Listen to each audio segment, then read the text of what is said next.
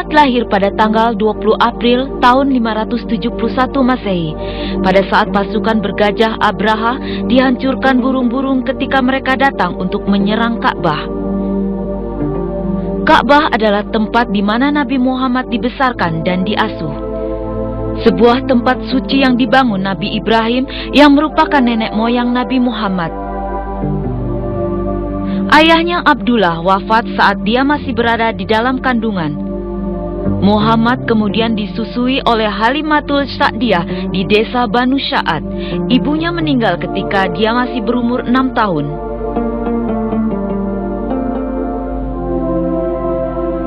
Rasulullah bekerja sebagai penggembala kambing dan menjalankan usaha bersama seorang janda, Khadijah binti Khuwailid. Kota Mekah tempat Rasulullah menghabiskan masa remajanya. Di kota ini dia baru berusia 25 tahun ketika menikahi Khadijah yang kala itu usianya telah 40 tahun.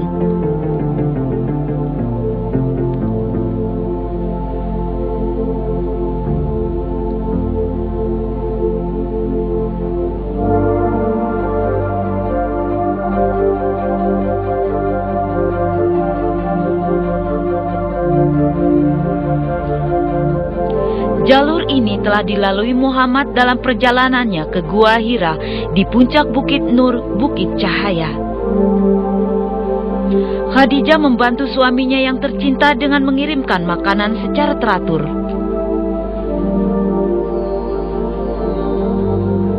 Disinilah Rasulullah menetap seperti yang dilakukan pendahulunya Nabi Ibrahim. Rasulullah marah pada kerusakan akhlak yang menimpa umatnya, yaitu mereka yang masih tetap menyembah berhala.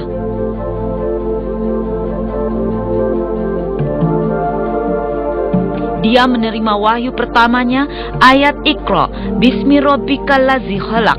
Bacalah dengan nama Tuhanmu yang menciptakan. Peristiwa ini yang secara resmi mengesahkan Nabi Muhammad sebagai Nabi yang terakhir. Kisah ini terjadi pada tanggal 12 Ramadan atau 6 Agustus abad ke-6 Masehi. Dia kemudian memulai misinya melanjutkan pengajaran yang dilakukan nabi-nabi sebelumnya. Pengajaran itu semula dilakukan secara diam-diam. Setelah 3 tahun barulah pengajaran tentang agama Islam dilakukan secara terbuka. Salat 5 waktu kemudian diwajibkan. Inilah kota Mekah yang menjadi saksi Nabi Muhammad dan pengikutnya mendapat tantangan dari suku Quraisy yang dipimpin Abu Sufyan dan Abu Jahal. Karena sikap menentang tersebut, hanya 70 penduduk kota Mekah yang memeluk Islam dalam waktu 10 tahun setelah Rasul melakukan syiar. Allah memerintahkan kaum muslim untuk pindah ke Madinah. Rasulullah dan pengikut terdekatnya Abu Bakar As-Siddiq pergi ke Madinah pada tanggal 20 Juni 622 Masehi. Persekongkolan untuk membunuh Nabi tetap berlanjut, meski ketika Muhammad dan Abu Bakar tiba di Gua Syur. Namun Rasulullah berusaha menyelamatkan diri dan melanjutkan perjalanan dengan menggunakan jalur lain. Setelah 8 hari Rasulullah tiba di perbatasan Madinah. Kedatangannya disambut dengan baik. Muhammad singgah sebentar di Kuba, kira-kira 15 km dari Madinah. Beliau menolong masyarakat di sana untuk membangun masjid pertama dalam sejarah Islam, Masjid Kuba. Rasul tinggal di sini selama 4 hari. Tujuan selanjutnya adalah Masjid Al-Jumu'ah. Inilah masjid di mana Rasul dan para pengikutnya melaksanakan sholat Jumat yang pertama. Setelah wahyu mengenai hal itu diturunkan kepadanya di sini. Masjid ini berlokasi di halaman rumah Banu Salim bin Auf. Masjid Nabawi sekarang menjadi simbol Madinah. Kota inilah yang menjadi tujuan akhir Rasulullah. Masjid ini yang bergabung dengan rumah Banu Salim bin Auf ini dibangun secara gotong royong di atas sebidang tanah yang dibeli oleh Rasulullah. Di masjid inilah panggilan untuk sholat azan diperkenalkan. Bilal bin Rabah diberi kehormatan untuk menjadi orang pertama yang mengumandangkan azan. Di tempat inilah Rasul menjadi imam sholat 5 waktu dan memberikan ajaran-ajaran Islam kepada kaum muslim. Rasulullah juga mempersatukan orang-orang yang datang dari Mekah, kaum muhajirin dan penduduk setempat, kaum Ansar. Dengan demikian Islam terbentuk dengan Rasulullah sebagai pemimpinnya. Setiap gerakan dan aktivitas Rasulullah dicatat dan diingat oleh para sahabatnya. Dari sinilah wahyu-wahyu dan perkataan Nabi disusun ke dalam Al-Quran dan Al-Hadis.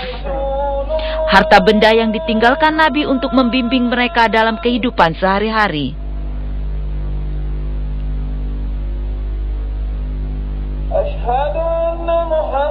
Masjid ini awalnya hanya seluas 2000 meter persegi, kemudian ditambahkan lagi 500 meter persegi pada masa pemerintahan Sayyidina Utsman bin Affan. Saat ini di bawah pemerintahan Raja Fahd, luasnya mencapai 400.000 meter persegi yang mampu menampung hingga 1 juta orang jemaah sekaligus. Rumah dan makam Rasulullah terletak di dalam masjid.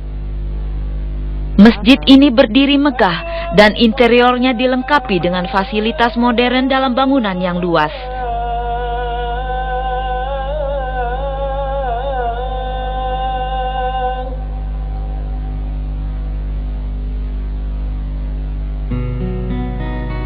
Di Madinah, Rasul menandatangani sejumlah perjanjian dengan Yahudi di bawah perjanjian Madinah.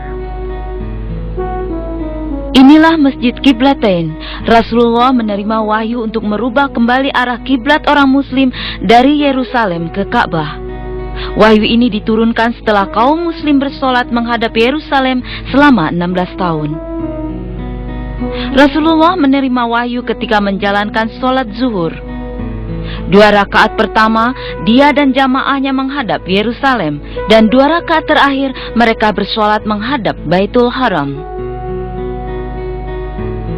Sejak saat itu, masjid ini dinamakan Masjid Qiblatain, yang berarti masjid dengan 2 kiblat.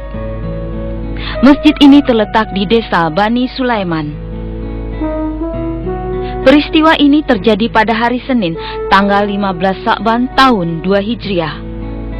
Peristiwa ini kemudian diikuti sebuah wahyu yang mengizinkan orang muslim untuk pergi perang dan berpuasa di bulan Ramadan. Perpindahan dari Mekah ke Madinah telah memperkuat Islam secara mengagumkan.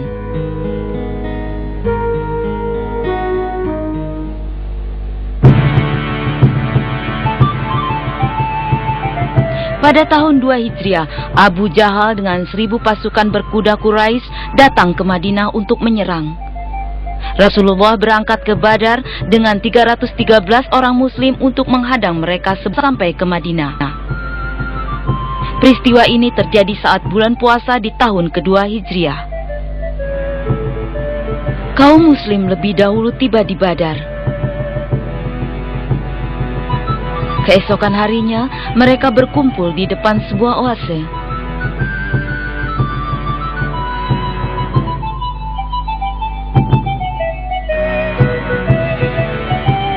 Tentara Quraisy datang ke medan pertempuran. Bagian pertama adalah tantangan untuk menang dengan 3 pemenang di setiap pihak. Namun 3 orang dari pihak Quraisy tewas. Perang pun diumumkan.